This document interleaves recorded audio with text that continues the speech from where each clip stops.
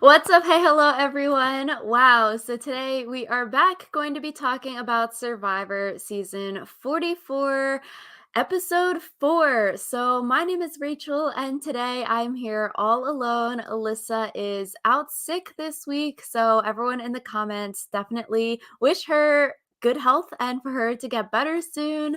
This is going to be interesting. I don't think we have ever done a solo podcast here before. I guess I'm used to talking to myself on the camera, but never in a live version like this. So this will be interesting, and I'm just going to recap season 44, episode 4 here.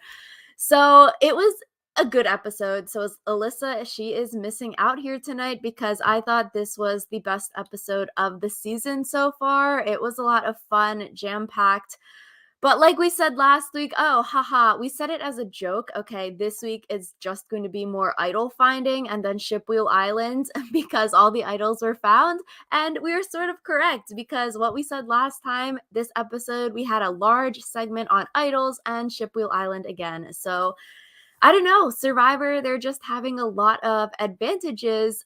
Every single episode, we get like a 20-minute chunk of just advantages. So, similar thing here. We start off this episode with the Tika idol. We saw Carolyn a few weeks ago. She finds the idol, but then she takes the entire thing out of the birdcage. She forgets to put the fake idol back in there. So to combat this, she adds a red stick X to the birdcage. Everyone believes it, which I'm like, okay, that is interesting because they all thought that Helen maybe got voted out with the idol when Helen was voted out. So it sort of makes sense. Okay, maybe Helen's idol got rehidden, so that's why there's an X on the birdcage now. This is the rehidden idol. It's not going to be in the birdcage anymore. So like Carolyn said, okay, X marks the spot. She is not wrong with this thinking. It's sort of funny. Like, it feels so fake. Okay, X marks the spot, but like she says, it also feels very believable too because of how wacky and random modern Survivor advantages are nowadays. Like, just the whole phrases and a birdcage idol. It's not really too far fetched to think, okay, there could be an X here, there could be a red X there, and it's going to lead you to an idol. So honestly, her thinking is pretty sound because of how wacky modern Survivor advantages are. So good for Carolyn for thinking of this since she sort of flubbed putting the fake idol back in there. Good for her for doing this new plan now. And we see that Sarah finds the other X and she finds the fake idol. The only bad thing about Carolyn's fake idol plan is that she says she doesn't actually see who found this fake idol, so she doesn't know that Sarah has it. Compared to, we see Danny hiding a fake idol and then Matthew's fake idol. They both knew who took the bait and who has their fake idols, with Matt having a fake idol and then Jamie having a fake idol. But given who gets voted out this episode, it doesn't really matter. And also, it's a fake idol and it's not like Carolyn hid a real idol. So it really doesn't matter who finds the fake idol, but it could have been some good information to have if she did see, okay, who saw the X, who is digging in this log, who maybe took the bait of this fake idol. But Carolyn, she's a queen this episode as well. We get to the reward challenge. It's a slingshot challenge. And honestly, challenges like this, you have to go over those ropes. I was like, that looks a little bit dangerous. Your leg could fall in. You could trip and fall on these ropes, get twisted in there. And then the slingshots are always sort of sketch on all of these reality competition shows. This one seems a little bit more safe here on Survivor, but if any of you saw the most recent season of the challenge, they did a slingshot challenge, but instead of sandbags like this, they used golf balls. And then in their slingshot challenge, the slingshot, like the person had it, pulled it back, and then the slingshot actually just repelled the golf ball back into their face. And then that person ended up breaking 4 bones in their face. Like, that is so dangerous and so could have went so much worse for that contestant, and it's really good that, they only broke 4 bones, but that could have literally made them blind from having a golf ball to your head and cracking your skull like that. So the survivor one with sandbags seems a little bit more safe, but it always just seems very scary to have those really long slingshots. You don't know if it could come back at you and hit you in the face. If any of you have seen that very famous Amazing Race GIF, it's a short video. In one of the challenges, they have to slingshot watermelon. And then, similarly to the challenge, the watermelon comes back and hits the contestant in the face and explodes in their face. So I don't know. For me personally, I'm like, I would stay away from slingshots because I would not really want it to malfunction and then the thing comes back and hits you in the face and you get super injured or something like that. So that this challenge seemed a little bit more safe though. I thought it was very funny when we see Carolyn, she's sort of having trouble with the slingshot here, and then she's just like letting out these very, very guttural screams with it. I was like, oh, that is so Carolyn. That is very funny. It reminded me of when she took off her pants in episode 1 to help her get the ring off of the big pole. So maybe this guttural screaming helped her land the slingshot portion because she ends up getting it after a bunch of tries. So good for her there. I just thought that was so funny. But Green Tribe, they win first place. Orange Tribe, they win second place. And sadly, Purple is last here. And so, because Green Team, they win, they get to pick who goes on the Shipwheel Island, the journey trip. And for this portion, I really, really wish that we got some of the strategy talk here. Like, why were these specific people chosen? Did they think, okay, they may, we want to target them, we hope they get voted out? Or did we want to help save them? We think they're going to be voted out, or they seem cool, and maybe we want to work with them and create some trust cross tribal relationships or friendships here. Like, we literally got none of that. And then, okay, these 3 people get sent there. I really wish we heard some reasoning behind why Green chose who they did, specifically, even like why Josh was chosen for the trip, because before the challenge, we see the 4 people, everyone else besides Josh on green, saying, yeah, Josh is the next one to go. He thinks he's the swing vote, and it's 2-3 with him on our side, but it's actually 4-1, and we're trying to vote Josh out next. So why would you send the target to go on the Shipwheel Island trip? Would like some reasoning there. Maybe they thought, okay, we hope Josh loses his vote, similar to how Matt lost his vote. So if Josh can't vote, that's just one easier way to get him voted out because he has no power. But I feel like sending your target to an island where you don't know truly what's happening, he could get an advantage, he could get an idol, that could really put you in hot water. So it just seems sort of weird. Okay, sure, he could lose his vote and it's easier to vote him out. But on the other hand, he could get some kind of OP advantage, and then your foursome would have to vote one of yourselves out essentially and break up your foursome. So wish we got some of the strategy talk here because that is what Survivor is all about. But alas, we did not. So Green, they choose to send Josh, Carson, and Jamie to the island. And they get to this journey, they get to the island, and it's learned, okay, everyone gets an idol. And I was like, what the heck? Okay, they're really just giving idols out like candy now because you've got 3 real idols, 3 fake idols, and now 3 idols with this merge expiration date. I'm like, okay, there's so many different things for us to keep track of, as well as the first round of Shipwheel Island advantages and the people who lost their vote from the first Shipwheel trip and the people who no longer have a shot in the dark because they used it already. I'm like, y'all, there are too many things here in play. Literally, everyone on the beach has something. If you don't have an idol or even a fake idol, it's like you're missing out because practically everyone here has an idol. So when they read that first line, like, yeah, you get a hidden immunity idol, I was thinking, is this a joke? Seriously, this cannot be true because 3 more people are now getting idols, which is just terrible. But the parchment paper says, okay, these idols expire at the merge, which it doesn't say merge though. It says when all players are living on one beach. So it does seem like we are going to have a fake merge again.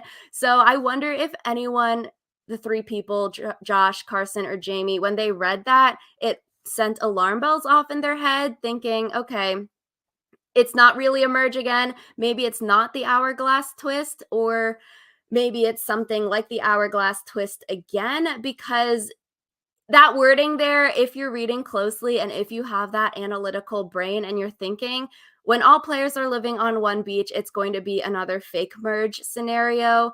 So I wonder if they're warning people about that, or if they're keeping that information to themselves, or if anyone even noticed the wording. It didn't say merge, but everyone living on one beach is when these idols are expiring.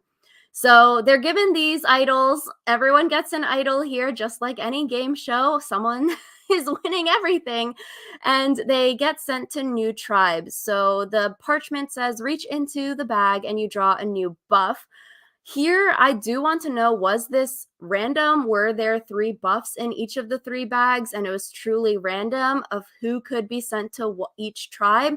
Or was there only 1 buff in each of the bags based off of the paths that they chose, and that's what made the tribes randomized? Because there's 3 paths. You could choose left, middle, or right, and probably there's only 1 buff in each of it. So if you picked left, you get green. If you pick center, you get purple. If you pick right, you get orange. I would want to know, or could there have been some sketchy stuff happening where they're like, okay, we want to send, Carson to XYZ tribe. So let's put that buff in the aisle that he's walking down. I would like to know this. Were the buffs randomized, or did they truly have the option of like picking out of the 3 buffs, or was it set when they walked down the path? But basically, they're sort of getting a little bit swap screwed. You get swapped to a brand new tribe where you're the only person there that doesn't know anyone else. You're the only newbie there, but you get this idol to save yourself that first vote, because typically, since you're the only new person there, you're probably going to get votes that first tribal council. So it's sort of like a get out of jail free card. Okay, you're sort of being screwed, but here's a little idol so you can save yourself in that first vote. If you can't socialize well to get out of it, then you're just going to get voted out at the second vote that you're not safe at. For me, I'm not really sure how I feel about all of these people getting an idol, and even just one person getting swapped. This is not a tribe swap. It's sort of just like effing over the people that are getting swapped. So it sort of sucks because, okay, you're going to have to use the idol the first time, probably, unless that tribe that you get swapped onto has a ton of cracks already and you're able to integrate yourself and then not just be the easy vote. But if you're in a tribe of 4 or 5 and one new person is there, you could probably just band together and be like, this person is last in, they're going to be first out. No real reason to maybe keep them around. Or you can try to be like, yeah, I'm really close with the people on my old tribe. If you keep me around, I will help you at merge, and we can create, an 8-person alliance or 7-person alliance and have majority at merge and try to leverage those relationships there. But I don't know. One person getting swapped onto each of the tribes sort of sucks for them pretty much. And you have to play that idol you've been given. So we see Josh, he gets switched onto the purple tribe, and then people are questioning his job, which I liked that they showed this in the episode, because preseason in the cast assessment, Alyssa and we saw Josh say that he was going to lie about his job, but he didn't say what the lie was going to be. So I'm glad we got some answers here about what this lie was. And so he's saying that he is a personal trainer instead of a surgeon. And I agree with the reasoning we heard Sarah talk about. Like, okay, that seems a little bit sketch. Why would you need steady hands to be a personal trainer? Good catch from them, which is also funny because during that snake puzzle where he allegedly says he needs to have good hands, so he wants to be put on the puzzle portion, when I saw he was on the puzzle portion, I was also thinking, oh, he's probably really good at this because he is a surgeon. So this puzzle and like yanking each side and keeping it steady would be really good for his profession. He'd probably be very good at it. So I'm glad we saw this on the episode, and people were sort of thinking, that's a little bit weird. Why would he say he needs steady hands and then his job isn't something more with his hands? So that was fun to see on the episode. We see Carson get put on his new tribe. He's on Orange now. And we see him, he's throwing Jam Jam and Carolyn under the bus a little bit. The people on Orange think that they thought that Jam Jam was the leader of the purple team. Carson says, yep, that's true, pretty much. And so I feel like Carson, out of the three people that got tribe swapped this episode, seems like he's probably the safest out of the three that got swapped. He seems like he's going to be fine on the Orange tribe. He's probably underestimated because he is young. People might just see him as like, oh, a younger brother, a cute younger kid, and maybe not take him seriously.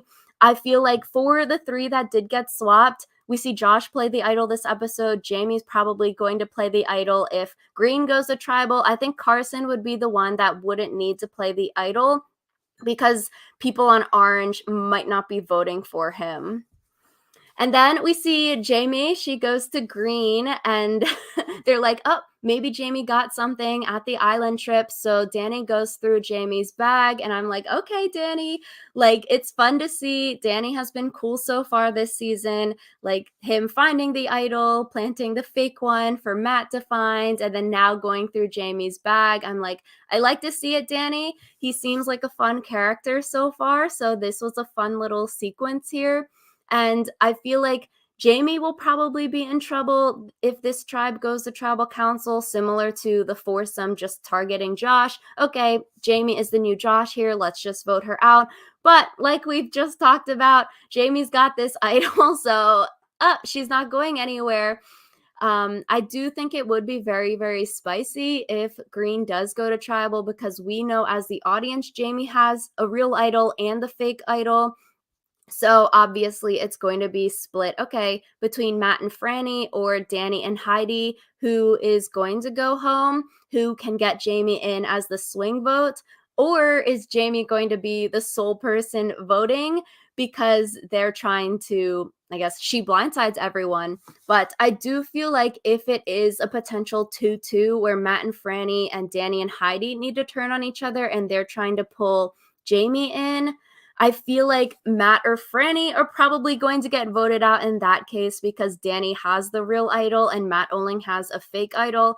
And in this scenario, Jamie would also play an idol. So if Danny and Heidi, like they've said, are super close, maybe Danny would play an idol for Heidi, or Danny plays the idol for himself and he's able to save their duo. And it's not just like a 2-2 split kind of thing. And then since Matt has a fake idol, which he doesn't know that's fake, even if he plays it for Franny, if Franny's getting votes, she's going. If Matt plays it for himself, he's going. So it would sort of suck if Green goes to tribal, because one of those two pairs is going to falter, and it's probably going to be Matt or Franny that's going to get voted out there, just because Danny has a real idol, Jamie has a real idol. I think it would also be very funny if Jamie tries to play both of her idols at a tribal council before the real one expires. So, okay, she plays the real one and then she tries to play the fake one. Sort of funny if she plays the real one for someone else and then she tries to play her fake one for herself.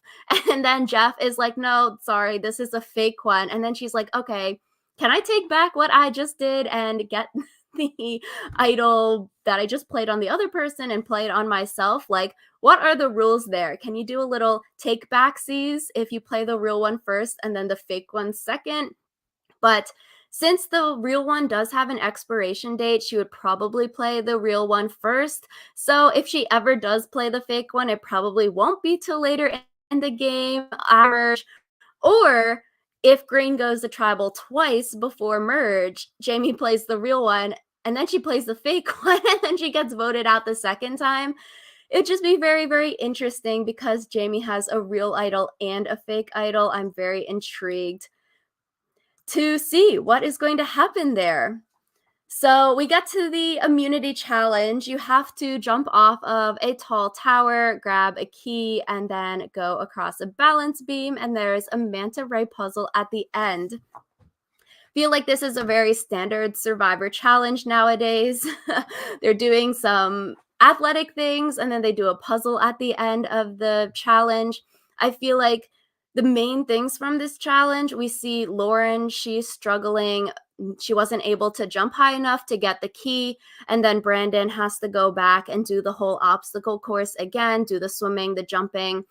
We also see Kane. He was slow on the balance beam for Orange team. So I feel like for Lauren, this is lucky that someone else on her team also flubbed a portion of the challenge, and Lauren was able to beast mode the puzzle portion of the challenge.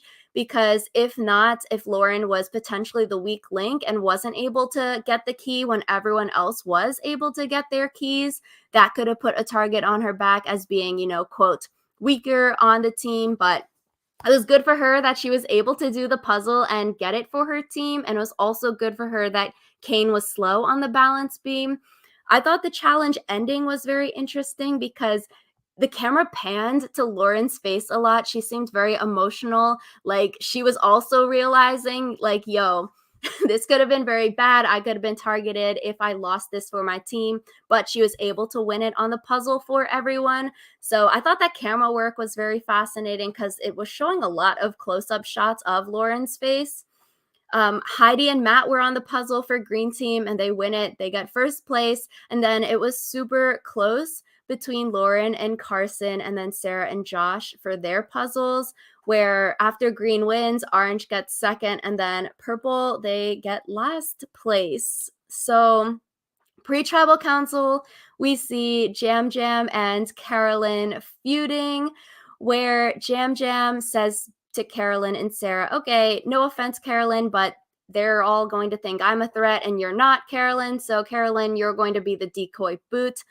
And good on Carolyn this episode. I was like, okay, this is amazing. You go. She is not going to take any ish from anyone. And she says she doesn't want to be the decoy boot.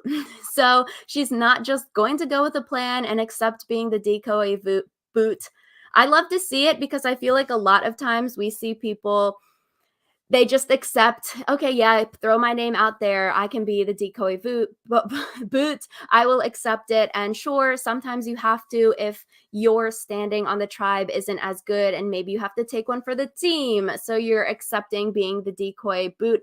But a lot of other times on Survivor, we see people who are on the bottom of their alliance and they're never willing to do anything or make a move or flip against the people in power in their alliance. So it's really good to see Carolyn, even though it is pre-merge, where she easily could have just said, let me go with the flow. I will do what the majority wants here. I will go along with Sarah and Jam Jam and just go with it because it's pre-merge. You could easily just play it more safe. But I'm really glad that we got to see it and that she was willing to maybe go out of her way and make a bigger move, even though she didn't necessarily have to step out of it. And Carolyn, she's got some magic sauce, literally. Like having Josh, who you just met 1 or 2 days ago, volunteer to play his idol on you. That is some powerful stuff that she has. That is just amazing. You just met this guy and he's willing to play his idol for you. I think it was a good idea from Josh this episode. He is the one that comes up with the plan. Okay, let's team up, Carolyn, and we will vote Sarah out. I will play the idol for myself, or maybe I'll play the idol for you, and we can team up and vote Sarah out. And I also think this is a good move for Josh because he is probably thinking, yeah, Jam Jam and Carolyn are fighting. They don't get along. Let me keep Carolyn and Jam Jam both in the game. So once we're down to 3, when it's just Carolyn, Jam Jam, and Josh, Josh is potentially thinking he's the swing vote there because he's thinking, yeah, the other 2 don't get along. So let's vote Sarah out in this case. So if he was thinking that, that is some good forward thinking to potentially set him up as the swing vote. Carolyn asks Josh to see the idol. So I do wonder, okay, was Carolyn thinking maybe this was a fake idol Josh has? And then she's thinking, okay, Josh, I'm not sure if this idol is real or not. So yeah, you can play it for yourself. You don't have to play it for me. You know, I like the offer, but since you can't really tell if something is real or not, maybe that's why she asked to see the idol. Josh's idol also has paperwork, so you can't really verify it. But maybe if Josh told her that he got the idol at the journey trip, maybe that's more likely for her or anyone else who's talking about these idols to believe that it's a real idol. Because if you say you found the idol in the bird cage, you don't really know if it's real or fake. So if, Matt says, "Yeah, I found an idol," and he shows you the paperwork, you can't say, "Yeah, that's real or not." So I do wonder, was Carolyn thinking, "Oh, maybe Josh has a fake idol. Let me ask to see it." And that's why she wanted to see it? Or was she just trying to see some idols here? But either way, I like that. You can verify it, sort of. Okay, what does this idol look like? It could help you in the future to spot other idols, because now you know what three different idols look like: your real idol, the fake idol, and the journey idol. So either way, some good stuff from Carolyn here. We go to tribal council. I do really want to know, was Jam Jams and Carolyn's fighting real or fake? I feel like it could be a mix of both. From Sarah's exit interviews, it does seem like Jam Jam, Carolyn, they are close as like friends, alliance members, but they also bicker like brother and sister.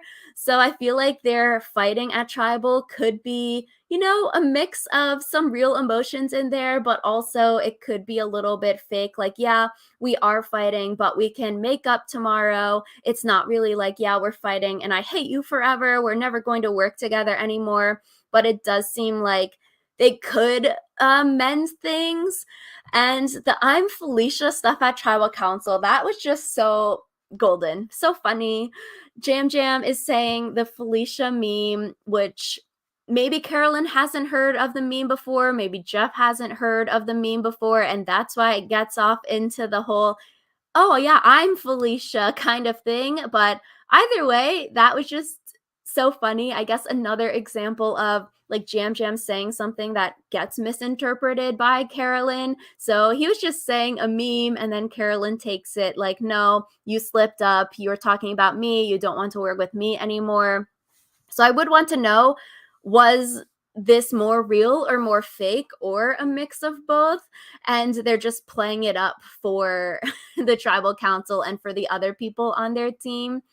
And I just think the funniest part of the episode as well was Jam Jam's face when Sarah gets voted out. His jaw was to the ground, and it wasn't just like a short jaw drop. It was like, there for 2 or 3 seconds with his mouth to the floor. So people have been screenshotting it, making it memes on Reddit. His face was just so golden. I always love watching people's reactions when things happen. So always fun to vicariously live through other people on this show.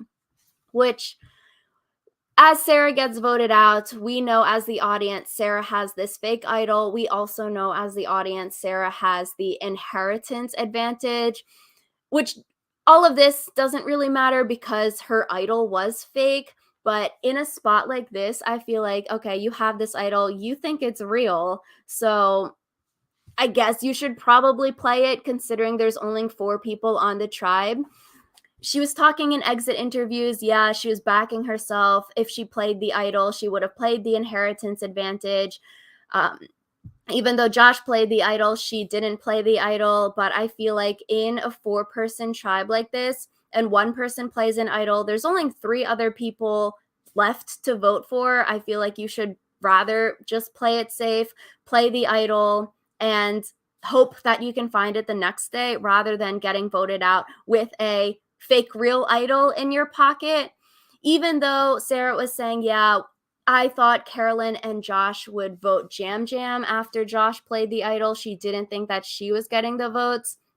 I feel like you'd rather misplay an idol and find another one. Like, bet on yourself and bet that you can find another idol, because she found this one idol, even though we know as a viewer it's a fake idol. Just bet on yourself to find another advantage rather than having regrets. Like, oh, what if this could have happened? What if that could have happened? Rather than not playing the idol.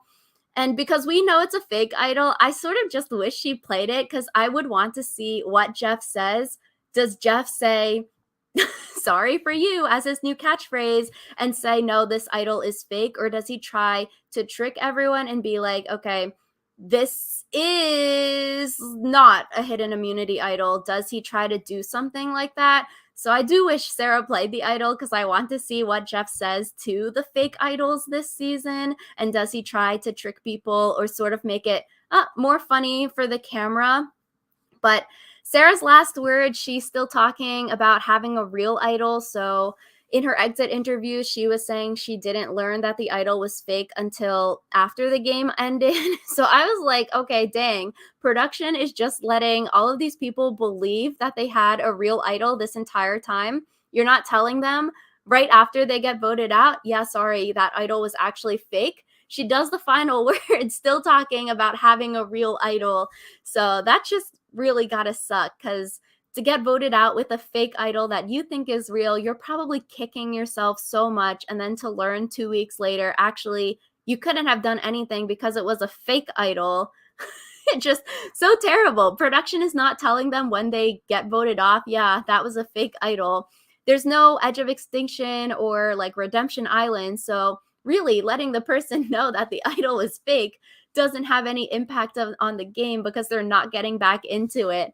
Just seems sort of mean. They let her believe she had this thing until the people from the end of the game let her know what was up. So I think it would have been cool if Sarah did have a real idol here. She plays the real idol, uses the inheritance advantage, and then because Josh plays the idol, she actually gets 2 idols back in her bag when she goes back to camp. Like, that's probably how production wanted to see this inheritance advantage play out.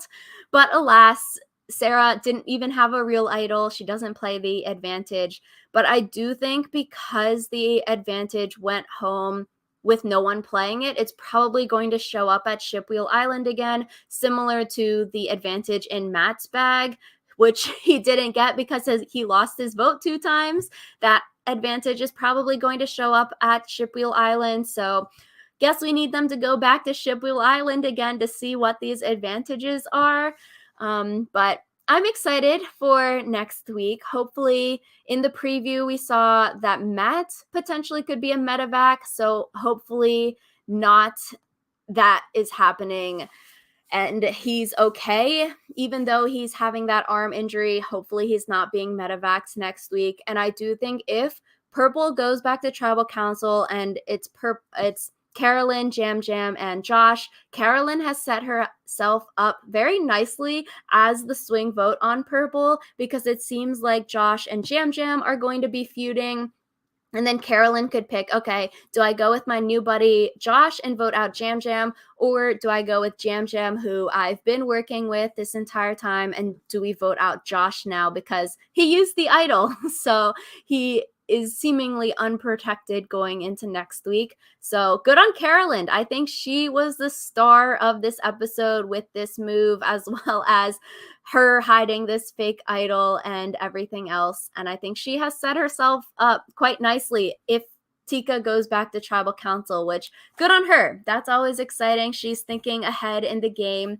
And I'm excited to see next week what is going to happen on Survivor. But yeah, I see Catherine, you're in the chat. Russell, you were in the chat. It's sort of hard to like read the chat and then also be talking, but definitely appreciate you all here with us tonight. And Alyssa, she should be back next week, next Friday. Also, Alyssa and I, we will be on Russell Muscle TV's channel Friday at 8:30 p.m. Eastern. We're going to be breaking down the entire pre-merge of Survivor Season 44 with Russell, Flynn Masters, and the Nullified Take here on YouTube. So that should be exciting. And then Alyssa and I will be back next Saturday to recap episode 5. So definitely let us know in the comments down below what you all thought of this episode of Survivor. What did you think of Carolyn's move? Should she have sided with Jam Jam and Sarah to vote out Josh? Or was her siding with Josh a good move? What did you think of Carolyn's fake idol as well? Definitely let us know because we are always loving to talk about Survivor here. So thank you all so much for watching, and we will see you all next week.